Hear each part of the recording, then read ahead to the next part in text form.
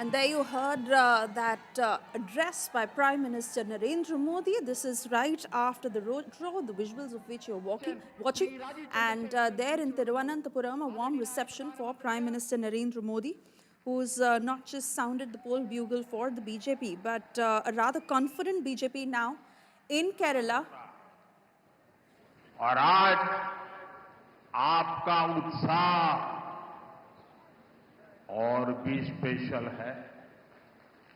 आज मुझे यहां एक नई ऊर्जा दिख रही है। आज मुझे यहां एक नई होप दिख रही है। आपका ये जोश, ये विश्वास दिलाता है कि अब केरला में परिवर्तन होकर रहेगा। सुहृदुक्കളെ और साथियों,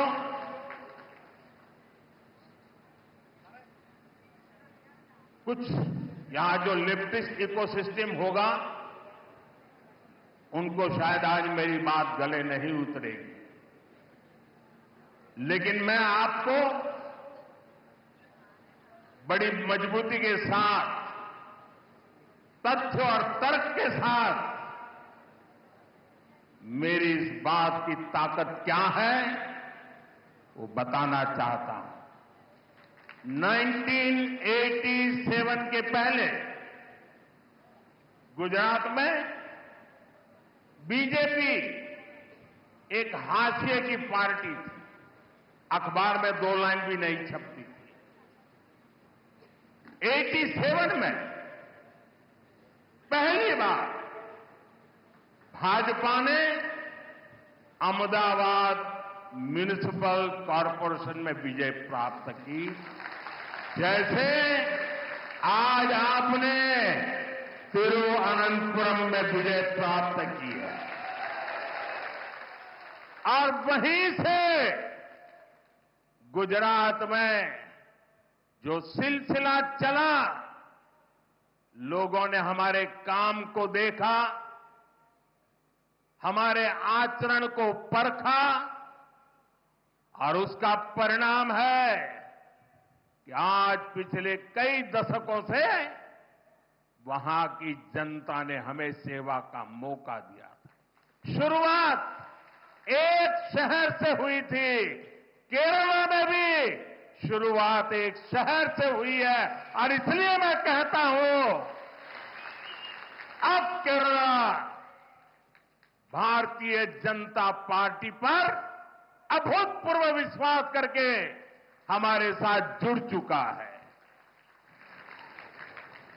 പ്രിയപ്പെട്ടവരെ, ഞാൻ കേരളത്തിൽ വരുമ്പോഴെല്ലാം നിങ്ങൾ സ്നേഹം നിറഞ്ഞ ഊഷ്മളമായ സ്വീകരണമാണ് എനിക്ക് നൽകാറുള്ളത്. എന്നാൽ ഇത്തവണ നിങ്ങളുടെ ആവേശം ഏറെ പ്രത്യേകതയുള്ളതാണ്. ഇന്ന് നിങ്ങളിൽ ഒരു പുതിയ ഊർജ്ജം എനിക്ക് കാണാൻ കഴിയുന്നുണ്ട്. നിങ്ങളിൽ ഇന്ന് ഒരു പുതിയ പ്രതീക്ഷ എനിക്ക് കാണാൻ കഴിയുന്നുണ്ട്. നിങ്ങളുടെ ഈ ആവേശം കാണുമ്പോൾ എനിക്കുറപ്പാണ് കേരളത്തിൽ ഇത്തവണ പരിവർത്തനമുണ്ടാകുക തന്നെ ചെയ്യുമെന്ന കാര്യം എനിക്കുറപ്പാണ്. ഞാൻ എന്റെ എല്ലാ ഉറപ്പോടും കരുത്തോടും കൂടി നിങ്ങളോട് പറയുന്നു, 1987 മുൻപ് ഗുജറാത്തിൽ ഭാരതീയ ജനതാ പാർട്ടി എന്നുള്ളത് തോൽവികൾ ഏറ്റുവാങ്ങുന്ന ഒരു പാർട്ടി മാത്രമായിരുന്നു. പത്രത്താളുകളിൽ പോലും ഇടം പിടിക്കാൻ പറ്റില്ലാത്ത ഒരു പാർട്ടിയായിരുന്നു. 1987 ആദ്യമായി അഹമ്മദാബാദ് മുനിസിപ്പാലിറ്റിയാണ് ഭാരതീയ ജനതാ പാർട്ടി വിജയിച്ചത്. അതുപോലെ ഇന്ന് തിരുവനന്തപുരം കോർപ്പറേഷനിലും നാം വിജയം നേടിയിട്ടുണ്ട്. ഇവിടെ നിന്നാണ് ഗുജറാത്ത് തുടങ്ങിയത്. ഗുജറാത്തിലെ ജൈത്രയാത്ര അഹമ്മദാബാദ് മുനിസിപ്പാലിറ്റിയിൽ നിന്നാണ് നാം തുടങ്ങിയത്. ആ അഹമ്മദാബാദിലെ ജനങ്ങൾ, ഗുജറാത്തിലെ ജനങ്ങൾ ഭാരതീയ ജനതാ പാർട്ടിയുടെ പ്രവർത്തനം കണ്ടു, അവരതിനെ വിലയിരുത്തി. അതിനുശേഷം അവർ നമുക്ക് തുടർച്ചയായി അവരെ സേവിക്കാനുള്ള അവസരം തന്നുകൊണ്ടിരിക്കുകയാണ്. ഒരു പട്ടണത്തിൽ നിന്ന് തുടങ്ങിയ ജൈത്രയാത്രയാണ് ഇന്ന് നാം ഗുജറാത്തിൽ തുടർച്ചയായി ഭരിക്കുന്നതിൽ എത്തി നിൽക്കുന്നത്. അതേപോലെ ഇന്ന് കേരളത്തിലും നാം ഒരു പട്ടണത്തിൽ നിന്ന് തുടങ്ങുകയാണ്. എനിക്കുറപ്പുണ്ട്, ഇന്ന് കേരളം ഭാരതീയ ജനതാ പാർട്ടിയെ വിശ്വസിച്ചു തുടങ്ങിയിരിക്കുന്നു. मेरे साथ बोलिए, भारत माता की जय, भारत माता की जय, भारत माता की जय। एंडे सुहृदुक्കളെ, तिरुवनंतपुरम में बीजेपी की जीत साधारण नहीं है, यह ऐतिहासिक है, अभूतपूर्व है। तिरुवनंतपुरम ने केरला में बीजेपी सरकार की नींव डाल दी है। तिरुवनंतपुरम नगर निगम में आपने बीजेपी को सेवा करने का अवसर दिया। इसकी गूंज केरल में ही नहीं बल्कि पूरे देश में सुनाई दे रही है। ये गुड गवर्नेंस के लिए काम करने वाली पार्टी की जीत है। ये जीत विकसित केरला बनाने के संकल्प की जीत है और ये जीत एलडीएफ और यूडीएफ के करप्शन से केरला को मुक्त करने के कमिटमेंट की जीत है। मैं बीजेपी पर भरोसा जताने के लिए यहां के हर मतदाता का, एवरी वोटर का अभिनंदन करता हूं। नन्हे തിരുവനന്തപുരം പ്രിയപ്പെട്ടവരെ, തിരുവനന്തപുരത്തെ ഭാരതീയ ജനതാ പാർട്ടിയുടെ വിജയം അസാധാരണമാണ്, ഐതിഹാസികമാണ്, അത്ഭുതപൂർവമാണ്. കേരളത്തിലെ ഭാരതീയ ജനതാ പാർട്ടിയുടെ ഭരണത്തിന് തിരുവനന്തപുരം അടിത്തറയിട്ട് കഴിഞ്ഞു എന്ന് നമുക്ക് പറയാം. തിരുവനന്തപുരം കോർപ്പറേഷനിലെ ജനങ്ങൾ നിങ്ങളെ സേവിക്കാൻ ഒരവസരം ഇന്ന് ഭാരതീയ ജനതാ പാർട്ടിക്ക് നൽകിയിട്ടുണ്ട്. തിരുവനന്തപുരത്തെ ബിജെപിയുടെ വിജയകാഹളം കേരളത്തിൽ മാത്രമല്ല രാജ്യം മുഴുവൻ ഇന്ന് അലയടിക്കുകയാണ്. ഇത് സദ്ഭരണത്തിനായി യത്നിക്കുന്ന പാർട്ടിയുടെ വിജയമാണ്. വികസിത കേരളം എന്ന സ്വപ്നം യാഥാർത്ഥ്യമാക്കാനുള്ള വിജയമാണിത്. ഇടത് വലത് അഴിമതി ഭരണത്തിൽ നിന്ന് കേരളത്തെ മോചിപ്പിക്കുമെന്ന നിശ്ചയദാർഢ്യത്തോടുകൂടിയുള്ള വിജയം കൂടിയാണ് ഇത്. ഭാരതീയ ജനതാ പാർട്ടിയിൽ വിശ്വാസമർപ്പിച്ച തിരുവനന്തപുരത്തെ ഓരോ വോട്ടറെയും ഞാൻ അഭിനന്ദിക്കുന്നു.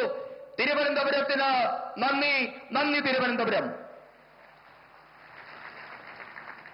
मैं देख रहा हूं एक छोटा बच्चा और कब से खड़ा है हाथ ऊपर करके। बेटे थक जाओगे, आप अपना चित्र मुझे दे दीजिए, पीछे अपना एड्रेस वगैरह लिख लीजिए, मैं आपको चिट्ठी लिखूंगा और मैं एसपी जी को कहूंगा कि इस बच्चे का जो प्यार है, आशीर्वाद है, वो जरूर ले लीजिए। എനിക്ക് ഇവിടെ നിന്നുകൊണ്ട് കാണാൻ ഒരു यहाँ ये मैडम भी कुछ देना चाहती है लग रहा है, वो बड़ा किताब बना करके लाई लगती है। എനിക്ക് ഇവിടെ നിന്നുകൊണ്ട് കാണാൻ ഒരു കൊച്ചുകുഞ്ഞ് കുറെ നേരമായി ഒരു ചിത്രം ഉയർത്തിപ്പിടിച്ചു നിൽക്കുന്നുണ്ട്. മകനെ, നിന്റെ കൈ കഴിക്കും, അവിടെ ഇരിക്കുക.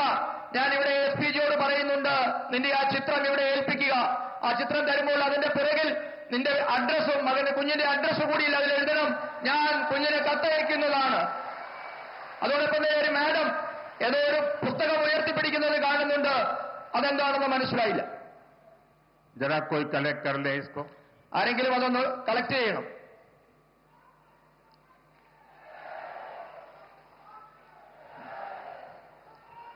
मैं जानता हूं, मैं देश भर में जहां भी जाता हूं, बहुत से युवा, बहुत से बालक अपनी भावना प्रकट करते हैं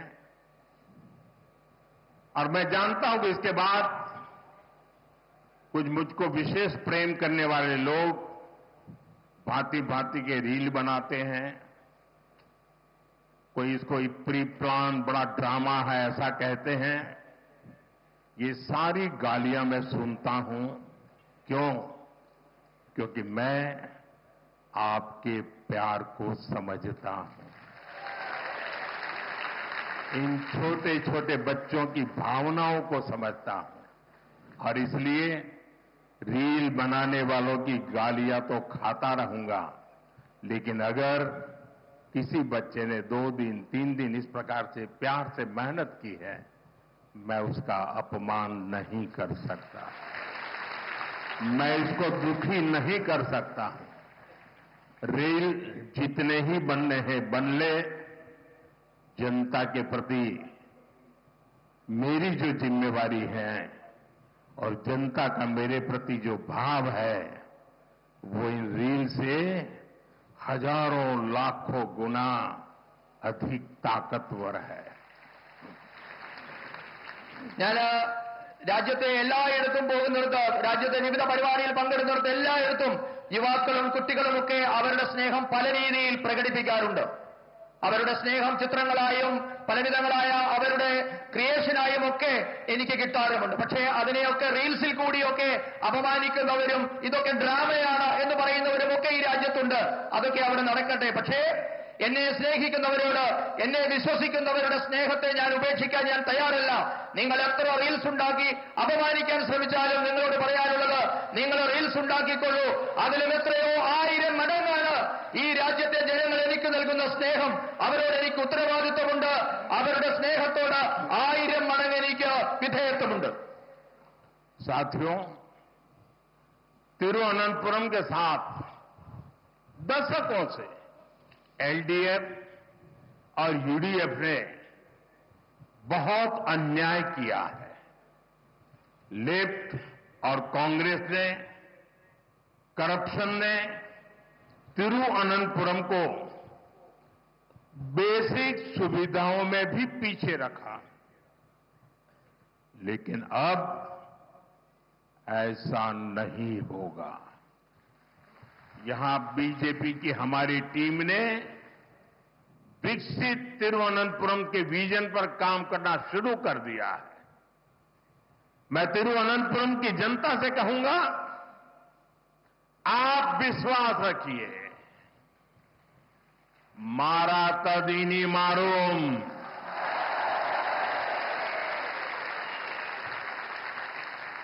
जो अब तक नहीं बदला वो अब बदलेगा. तिरुवनंतपुरम पूरे देश के लिए एक मॉडल सिटी बनेगा. I extend my full support to make Tiruvananthapuram one of the best cities of India. പ്രിയപ്പെട്ടവരെ, കഴിഞ്ഞ 7 പതിറ്റാണ്ടായി ഇടത് വലത് മുന്നണികൾ തിരുവനന്തപുരത്തോട് അനീതിയാണ് ചെയ്തുകൊണ്ടിരിക്കുന്നത്. ഇവരുടെ അഴിമതി മൂലം തിരുവനന്തപുരം അടിസ്ഥാന സൗകര്യ മേഖലയിൽ പോലും പിന്നാക്കം പോയി. എന്നാൽ ഇനി മുതൽ അങ്ങനെയാവില്ല. വികസിത തിരുവനന്തപുരം എന്ന സ്വപ്നം സാക്ഷാത്കരിക്കാൻ ഭാരതീയ ജനതാ പാർട്ടി പരിശ്രമം തുടങ്ങിക്കഴിഞ്ഞിരിക്കുന്നു. തിരുവനന്തപുരത്തെ ജനങ്ങളോട് ഞാൻ പറയുന്നു, നിങ്ങൾക്ക് വിശ്വസിക്കാം, മാറാത്തത് ഇനി മാറും. ഇതുവരെ മാറാത്തത് എന്തായിരുന്നു, അത് മാറി തുടങ്ങിയിട്ടുണ്ട്. മുഴുവൻ രാജ്യത്തിനും മാതൃകയായി തിരുവനന്തപുരം ഇനി മാറുമെന്ന് നിങ്ങൾക്ക് വിശ്വസിക്കാം. രാജ്യത്തെ തന്നെ ഏറ്റവും മികച്ച നഗരമാകാനുള്ള തിരുവനന്തപുരത്തിന്റെ പരിശ്രമത്തിന് ഞാൻ എല്ലാ പിന്തുണയും വാഗ്ദാനം ചെയ്യുന്നു. एनडीए शोरुत गढ़े आने वाले चुनाव केरला की दशा और दिशा को बदलने का चुनाव है.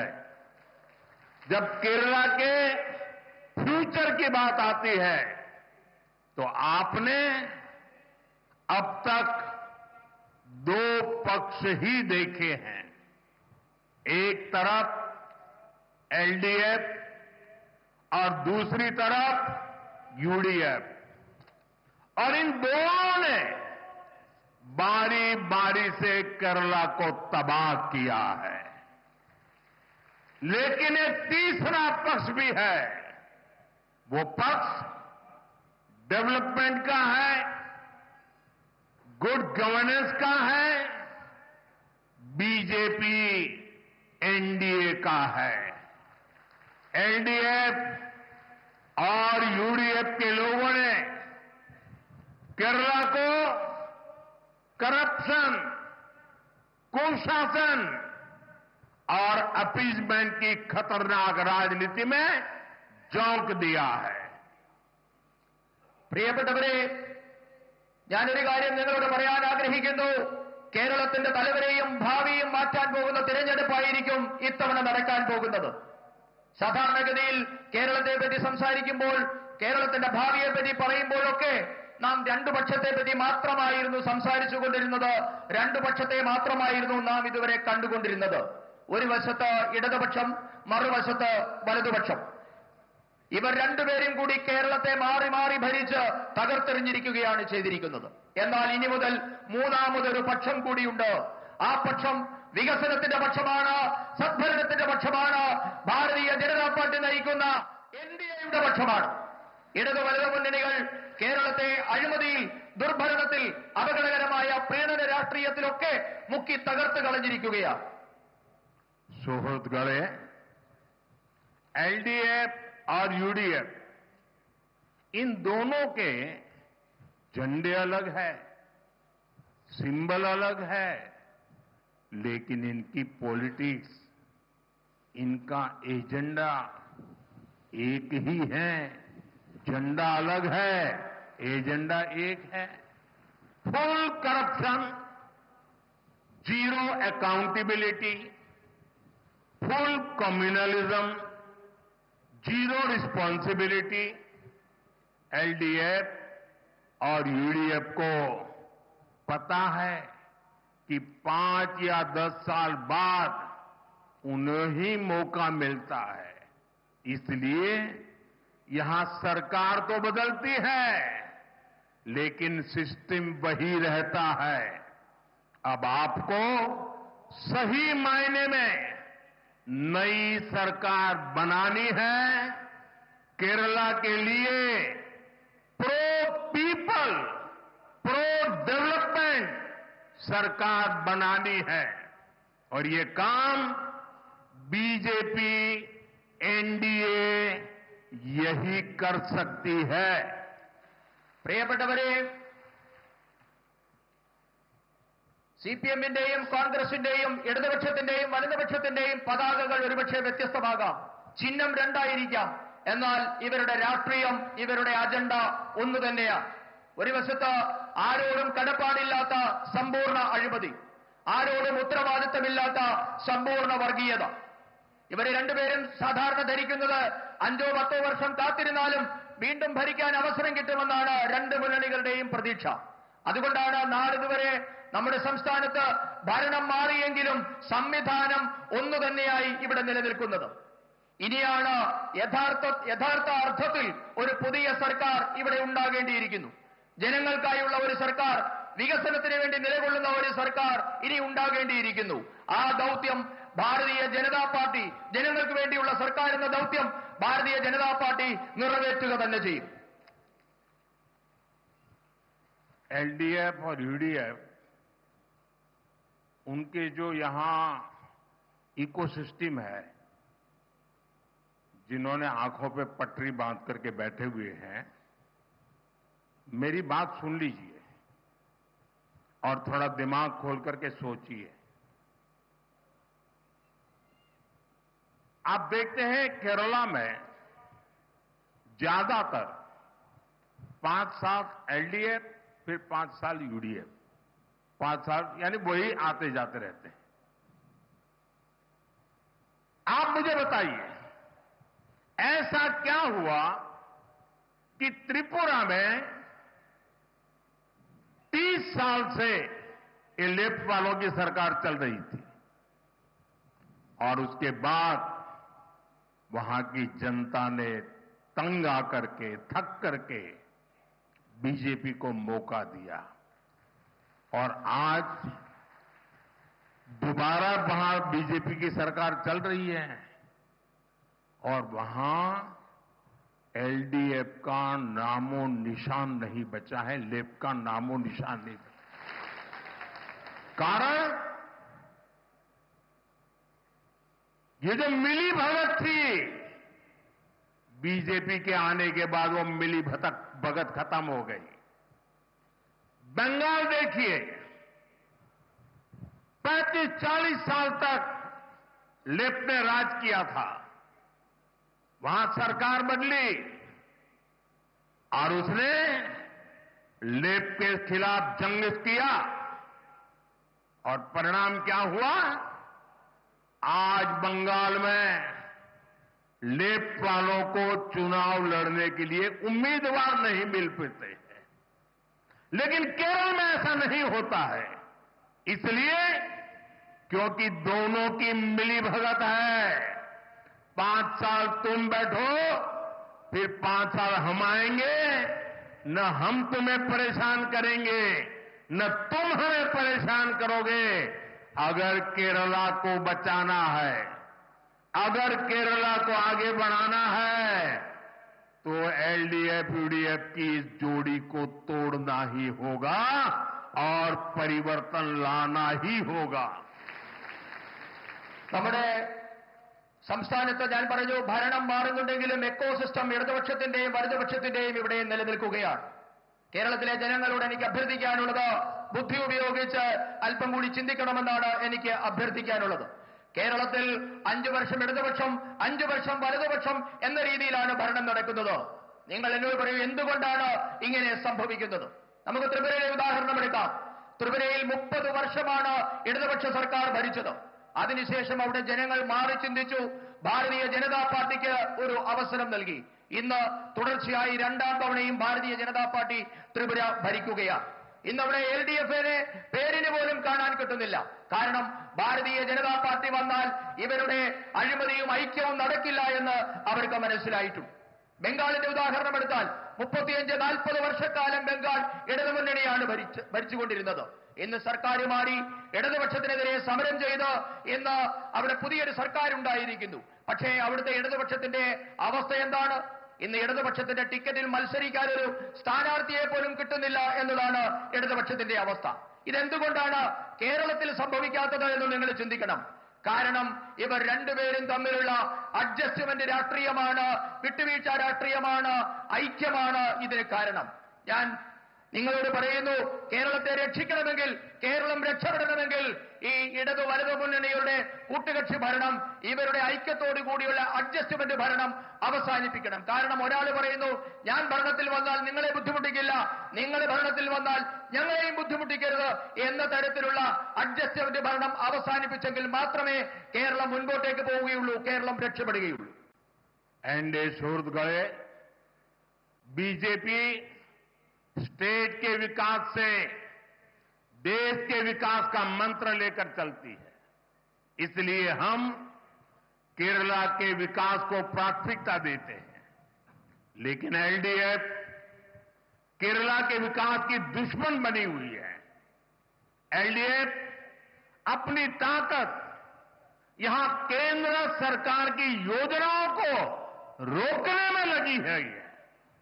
एलडीएफ केरला में पीएम आवास योजना अर्बन का नेक्स्ट फेज लागू नहीं कर रही.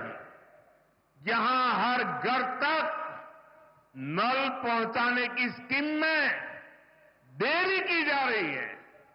एलडीएफ सरकार नहीं चाहती कि गरीबों के बच्चे भी पीएमसी जैसे आधुनिक स्कूलों में पढ़ाई करें. यहां की राज्य सरकार इस योजना के लाभ से केरला के स्टूडेंट्स को दूर रख रहे हुए हैं.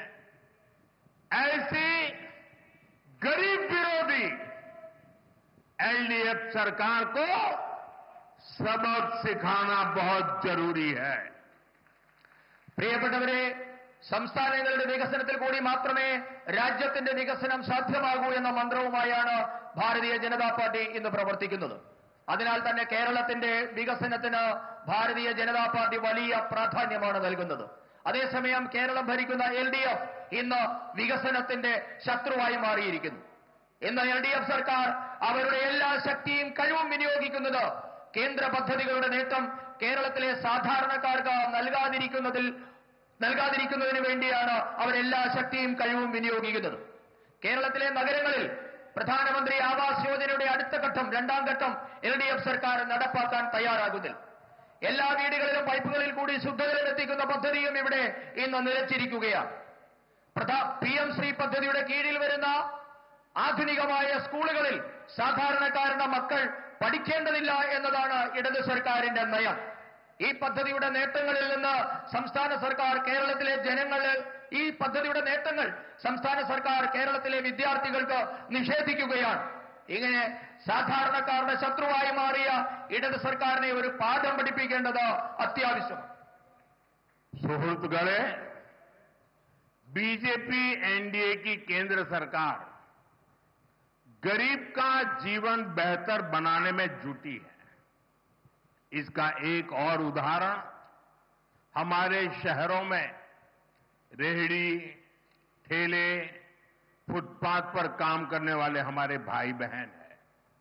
हमने इन्हें आर्थिक मदद देने के लिए पीएम स्वनिधि योजना बनाई। केरला सहित देश के लाखों ऐसे साथियों को पहली बार बैंकों से मदद मिलनी शुरू हुई। अब एनडीए की केंद्र सरकार ने एक और बड़ा कदम उठाया है।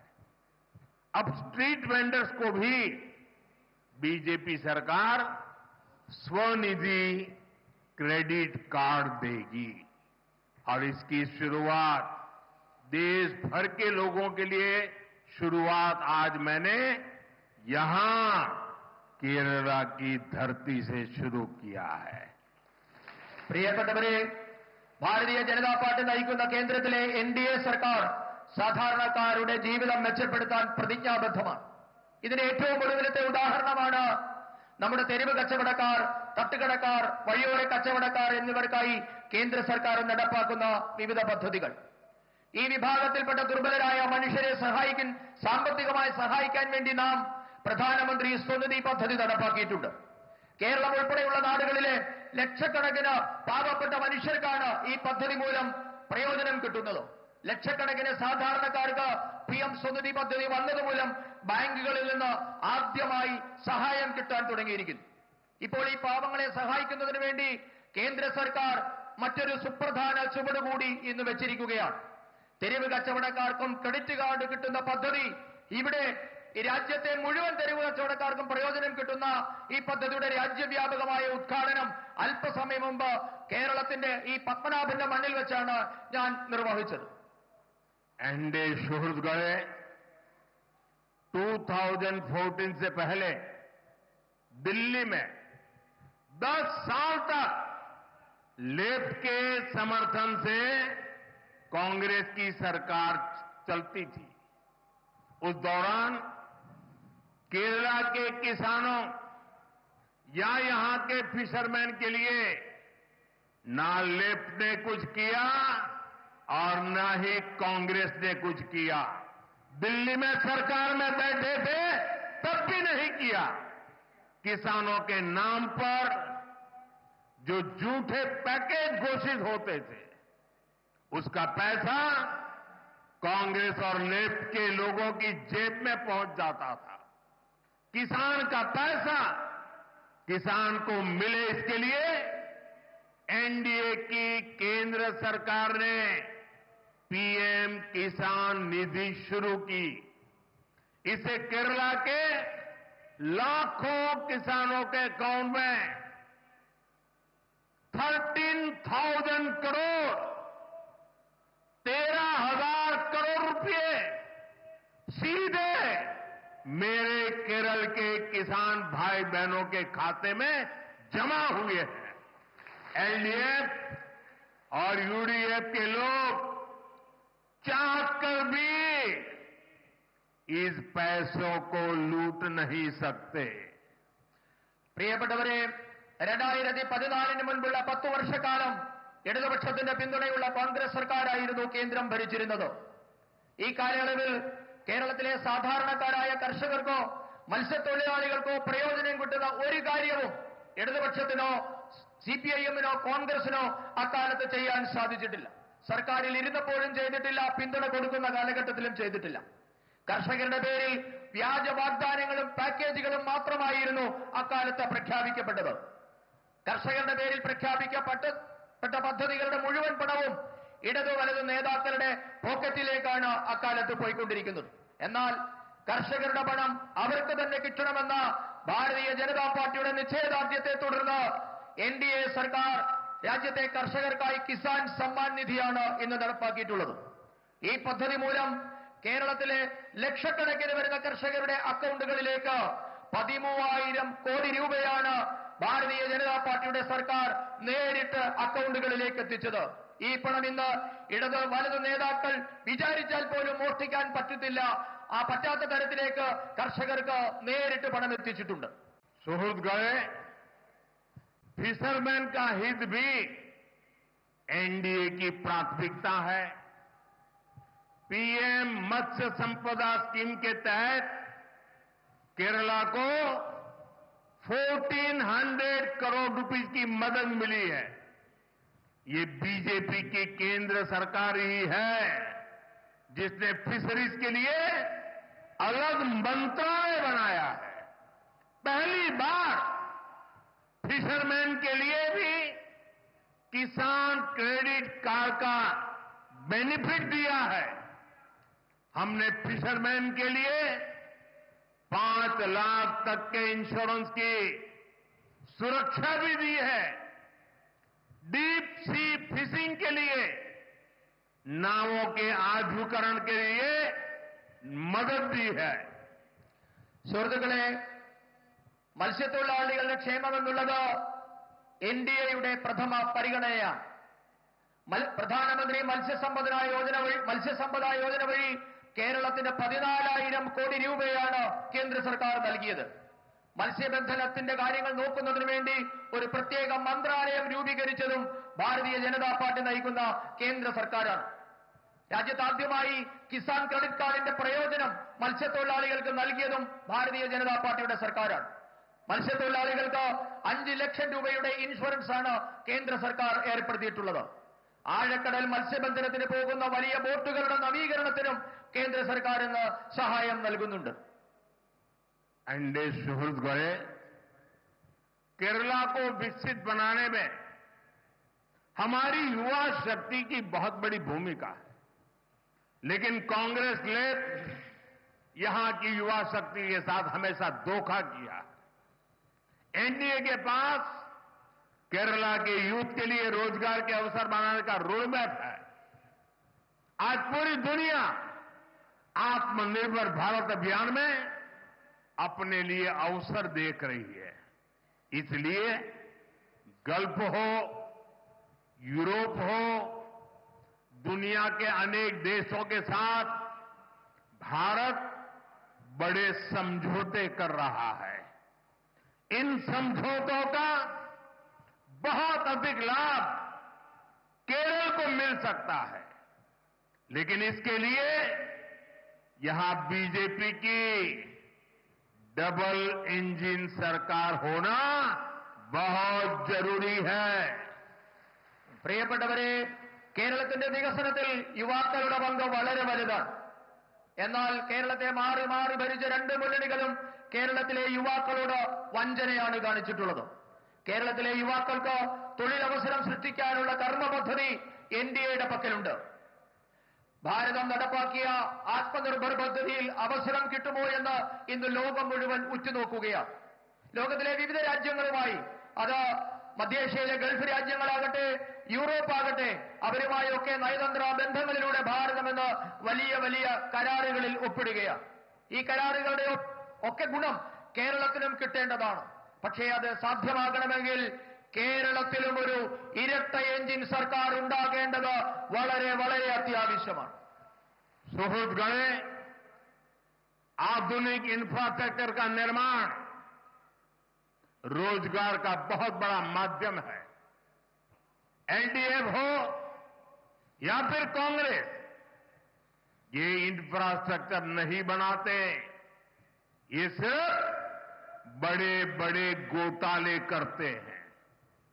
लेकिन बीजेपी इंफ्रास्ट्रक्चर निर्माण से रोजगार निर्माण के विजन पर काम करती है. बीजेपी सरकार के प्रयासों के वजह से ही आज पूरे केरला में के रेल नेटवर्क का इलेक्ट्रिफिकेशन हो चुका है. आज यहां 3 वंदे भारत ट्रेनें चल रही है. थोड़ी देर पहले ही अनेक नई अमृत भारत एक्सप्रेस ट्रेनें भी शुरू की गई है. സുഹൃത്തുക്കളെ, ആധുനിക അടിസ്ഥാന സൗകര്യ വികസനം എന്നുള്ളത് തൊഴിൽ കിട്ടുന്നതിന് വലിയ ഘടകമാണ്. പക്ഷേ ഇടതാകട്ടെ വലതാകട്ടെ കേരളത്തിന്റെ അടിസ്ഥാന സൗകര്യ വികസനം നടപ്പാക്കുന്നതിൽ ഒരു ശ്രദ്ധയും കാണിച്ചിട്ടില്ല. പകരം വലിയ വലിയ അഴിമതികളാണ് അവർ ചെയ്തുകൊണ്ടിരുന്നത്. എന്നാൽ ഭാരതീയ ജനതാ പാർട്ടി ആകട്ടെ അടിസ്ഥാന സൗകര്യ നിർമ്മാണത്തിലൂടെ ലക്ഷക്കണക്കിന് തൊഴിലവസരങ്ങളാണ് സൃഷ്ടിക്കുന്നത്. ഭാരതീയ ജനതാ പാർട്ടി നയിക്കുന്ന കേന്ദ്ര സർക്കാരിന്റെ ഈ നയം കാരണം ഇന്ന് കേരളത്തിലെ എല്ലാ റെയിൽവേ ലൈനുകളും വൈദ്യുതീകരിക്കപ്പെട്ടിട്ടുണ്ട്. ഇന്ന് 3 വന്ദേ ഭാരത് ട്രെയിനുകൾ കേരളത്തിൽ കൂടി ഓടുന്നുണ്ട്. അല്പസമയം മുൻപ് നിരവധി അമൃത ഭാരത് ട്രെയിനുകളാണ് കേരളത്തിൽ കൂടി ഓടുന്നതിന് തുടക്കം കുറിച്ചിട്ടുള്ളത്.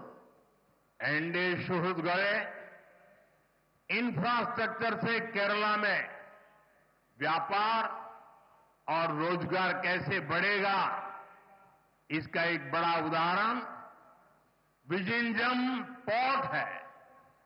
जब मुझे इस पोर्ट का लोकार्पण करने का अवसर मिला, उसके 6 मंथ्स में ही 6 महीने में ही करीब 150 वेसल्स और 3 लाख कंटेनर्स को इस पोर्ट पर हैंडल किया गया है.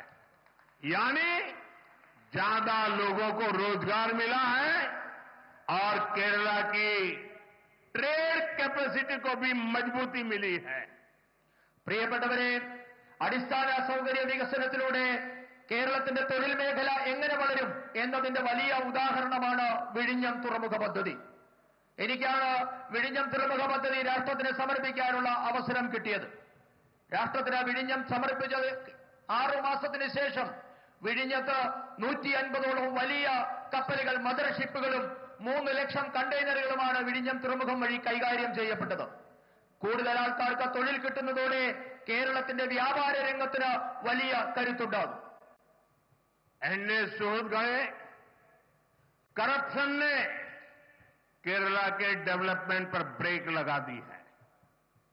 एलडीएफ के राज में बैंकों में भी सेविंग सुरक्षित नहीं है. यहां जो कोऑपरेटिव बैंक स्कैम हुआ, इसमें गरीबों और मिडिल क्लास का पैसा लूटा गया है. किसी ने बच्चों की पढ़ाई के लिए, किसी ने बिटिया की शादी के लिए पैसे जमा कर रखा था, लेकिन लेफ्ट और कांग्रेस के लोगों ने वो भी लूट लिया. ऐसे लोगों को कड़ी सजा देना जरूरी है. आप एक बार बीजेपी को मौका दीजिए. जिसने आपको लूटा है उससे एक रुपया वसूला जाएगा. പ്രിയപ്പെട്ടവരെ, കേരളത്തിന്റെ വികസനത്തിന് തടസ്സമായി നിൽക്കുന്നത് അഴിമതിയാണ്. എൽഡിഎഫ് ഭരണത്തിൽ കേരളത്തിലെ ബാങ്കുകളിലെ നിക്ഷേപം പോലും സുരക്ഷിതമല്ലാതെയായി മാറി. സഹകരണ ബാങ്കിലെ അഴിമതി മൂലം സാധാരണക്കാരുടെ പണമാണ് കൊള്ളയടിക്കപ്പെട്ടത്. മക്കളുടെ വിദ്യാഭ്യാസത്തിനായും പെൺകുഞ്ഞുങ്ങളുടെ വിവാഹത്തിനായും ഒക്കെ സാധാരണ മനുഷ്യർ കരുതി വെച്ച പണമൊക്കെയും ഇടത് വലതു നേതാക്കന്മാർ കൊള്ളയടിച്ചു. ഇവർക്ക് കടുത്ത ശിക്ഷ നൽകേണ്ടത് വളരെ അത്യാവശ്യമാണ്. ഞാൻ നിങ്ങളോട് അഭ്യർത്ഥിക്കുന്നു, നിങ്ങൾ ഭാരതീയ ജനതാ പാർട്ടിക്ക് ഒരു അവസരം തന്നാൽ നിങ്ങളുടെ മോഷ്ടിക്കപ്പെട്ട ഓരോ പണവും ഈ മോഷ്ടിച്ചവരിൽ നിന്ന് തന്നെ തിരികെ ഈടാക്കുമെന്ന കാര്യം ഞാൻ നിങ്ങൾക്ക് ഉറപ്പ് നൽകുകയാണ്. एनडीए शुरू गए भगवान अयप्पा के प्रति पूरे देश के लोगों की, हम सबकी अगाध आस्था है. लेकिन एलडीएफ सरकार ने सबरीमला मंदिर की परंपराओं को नुकसान पहुंचाने में कोई कसर नहीं छोड़ी है. अब यहां गोल्ड के चोरी होने की खबरें आ रही है. मंदिर में से, भगवान के पास से गोल्ड की चोरी, सोने की चोरी. मैं एक बात स्पष्ट कहना चाहता हूं, यहां बीजेपी सरकार बनते ही आरोपों की पूरी जांच होगी और दोषियों की जगह जेल में होगी. और ये मोदी की गारंटी है. പ്രിയപ്പെട്ടവരെ, രാജ്യം മുഴുവൻ മാത്രമല്ല, നമുക്കെല്ലാവർക്കും ഭഗവാൻ അയ്യപ്പനോട് ഈ രാജ്യം മുഴുവൻ അഗാധമായ ഭക്തിയും വിശ്വാസവുമാണുള്ളത്. എന്നാൽ ശബരിമലയുടെ മഹത്തായ പാരമ്പര്യത്തെ, വിശ്വാസത്തെ തകർക്കാൻ കിട്ടിയ ഒരവസരവും പാഴാക്കാത്തവരാണ് ഇന്ന് കേരളം ഭരിക്കുന്ന ഇടതുമുന്നണി സർക്കാർ. ഇപ്പോൾ ശബരിമലയിൽ നിന്നും സ്വർണ്ണക്കൊള്ളയുടെ വാർത്ത പുറത്തു വരികയാണ്. ഒരു കാര്യം ഞാൻ വ്യക്തമാക്കാൻ ആഗ്രഹിക്കുന്നു. ഭാരതീയ ജനതാ പാർട്ടി കേരളത്തിൽ സർക്കാർ ഉണ്ടാക്കും. അങ്ങനെ ഭാരതീയ ജനതാ പാർട്ടിയുടെ സർക്കാർ ഉണ്ടായാൽ മുഴുവൻ ആരോപണങ്ങളെക്കുറിച്ചും നാം അന്വേഷണം നടത്തും. ഇപ്പോൾ ആരോപണ വിധേയരായിട്ടുള്ള മുഴുവൻ ആൾക്കാരും അവരുടെ വാസമി മുതൽ ജയിലിലാകുമെന്ന കാര്യവും ഞാൻ ഉറപ്പു പറയുകയാണ്. ഇതാണ് മോദിയുടെ ഗ്യാരണ്ടി. एनडीए सुहृदगणे, मैं आपको कांग्रेस से भी सावधान करने आया हूं. कांग्रेस के पास विकास का कोई एजेंडा नहीं है. कांग्रेस आज माओवादियों से ज्यादा कम्युनिस्ट और मुस्लिम लीग से भी ज्यादा कम्युनल हो गई है. इसलिए देश में आज कांग्रेस को एमएमसी यानी मुस्लिम लीगी माओवादी कांग्रेस कहा जा रहा है. इसलिए आपको कांग्रेस से भी बहुत सतर्क रहना है. ये मुस्लिम लीगी माओवादी कांग्रेस के लोग केरला को अपनी लैब बना रहे हैं. कांग्रेस यहां केरला में भी कट्टरपंथियों को बढ़ावा दे रही है. ज्ञान, विज्ञान, आध्यात्म, आस्था, इसकी इस पवित्र धरती को कांग्रेस के मुस्लिम लीगी एजेंडे से हमें मिलकर के इस पवित्र भूमि को बचाना है.